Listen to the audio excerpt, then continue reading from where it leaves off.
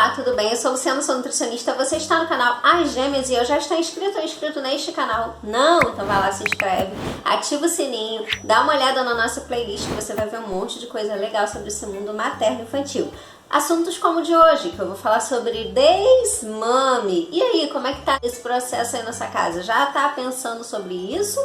Está grávida ainda e pode ser que você tenha dúvidas sobre como vai ser o desmame, né?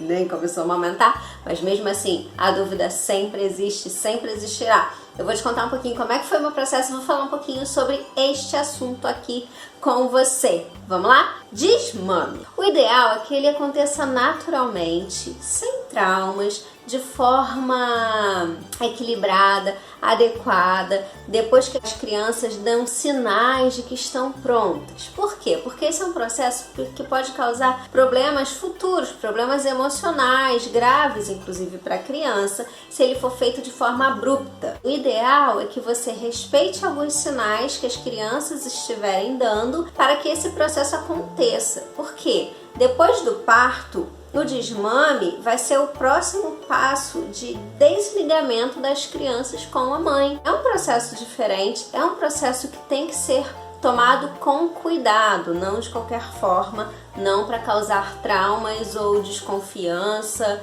ou insegurança na criança, tá bom? E a criança, ela sempre vai dar sinais. Bom, mas antes de dar prosseguimento a esse assunto, deixa eu falar com você para você não confundir desmame com greve de peito. Já ouviu falar em greve de peito? Então, a greve de peito, ela acontece normalmente quando a criança tem menos de 1 ano de idade. Esse processo acontece de forma abrupta, mas ele tem normalmente algumas causas. É diferente dos sinais do desmame. Normalmente, quais são as causas da greve de peito? A greve de peito acontece por causas como doenças, dentição, né? Às vezes está nascendo dentinho, estresse, às vezes a criança está na creche, está estressada, está em processo de fase de pico, né? De desenvolvimento, tudo pico de crescimento, salto de desenvolvimento, enfim, tudo isso pode levar a uma greve de peito. Também pode acontecer por alterações no volume, até mesmo no sabor do leite. Só que essa greve de peito, ela não se prolonga por mais de 2 a 4 dias. Depois a criança volta a mamar normalmente como se nada tivesse acontecido. O processo de desmame é um pouco diferente. Por quê? O ideal é que ele aconteça, lembra, depois dos 2 anos de idade. Para você iniciar um processo de desmame, o ideal é que seja feito após os 2 anos de idade. E como fazer com que esse processo aconteça naturalmente? Bom, a criança vai dar sinais e você vai percebendo esses sinais aí de que a criança está pronta para ser desmamada sem traumas. Primeiro sinal, a criança apresenta segurança em relação à mãe. Ou seja, ela começa a mostrar um pouco mais de independência da mãe. Você consegue ir a determinados lugares, por exemplo, com as crianças, e elas não solicitarem peito, elas conseguem ficar mais tempo sem mamar. A criança já consegue dormir sem que procure o peito para isso. Normalmente, né, quando a gente amamenta, um dos últimos momentos que a gente consegue fazer o processo de desmame é justamente na hora do sono, que a criança associa muito o sono com o processo de mamar. Normalmente procura bastante o peito. Então, quando a criança consegue dormir sem mamar, tranquilo, ela já está madura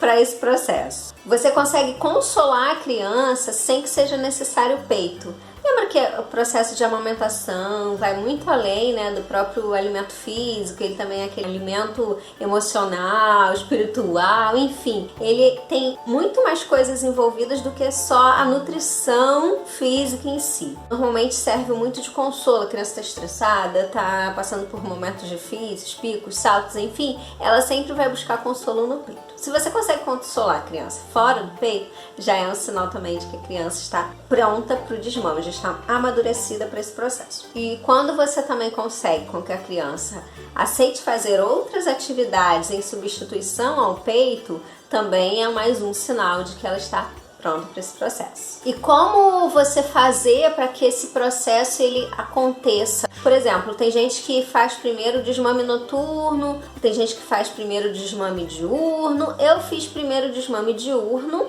e por último o desmame noturno, até porque eu trabalho, eu ficava muito tempo fora, então até mesmo por mim mesmo, por conta do vínculo e tudo, eu preferi fazer o desmame noturno depois. Tem gente que faz, muitas pessoas inclusive aconselham fazer o noturno primeiro, o diurno depois. Como durante o dia eu praticamente não ficava em casa, ficava só nas minhas folgas e tudo, que são meio loucas por conta da minha rotina de trabalho, eu procurei fazer primeiro o desmame diurno, que as crianças têm mais atividades e tudo, e depois o desmame noturno. Aí você vai ver como é que vai funcionar pra você. Você pode mostrar pra criança a questão do dia e da noite, fala assim, se você quiser fazer o noturno primeiro, fala pra ela assim, ó, tá vendo? Tá escuro, a lua apareceu, agora acabou mamar. Se você ficar em casa durante o dia e quiser fazer o noturno primeiro. Esse pode ser algum processo aí que você pode usar pra conversar com a criança, pra convencê-la. Como é que você pode facilitar esse processo caso o seu filho esteja dando sinais de que está pronto pro desmame? Então você não oferece o peito, só se a criança solicitar. Então se a criança não estiver solicitando o peito, você não oferece. Se a criança solicitar, você oferece, tá bom? Evita também ficar junto com a criança em locais associados a mamar. Por exemplo, você tem uma poltrona que você sempre usou para a criança mamar. Então, quando você for sentar com a criança, senta em outro lugar, uma outra poltrona, no outro sofá, enfim. Tenta fazer esses processos diferentes. Na hora de dormir, pede pro pai colocar a criança ou para outra pessoa colocar a criança para dormir, para que ela não precise, não solicite tanto peito na hora do sono. E aí, com o passar do tempo, a criança vai se acostumando e esse processo vai sendo menos traumático e mais natural. Aqui em casa, as meninas amamentaram por 3 anos, 6 meses e 21 dias. Esse foi o tempo necessário para que elas desmamassem. Pode acontecer que com você dure um pouco mais ou um pouco menos, enfim. E lembra também que o processo de desmame também leva muito em consideração a sua questão emocional. Se você está insatisfeita, se você está se sentindo emocionalmente abalada, enfim, se você está fraca, pensa sobre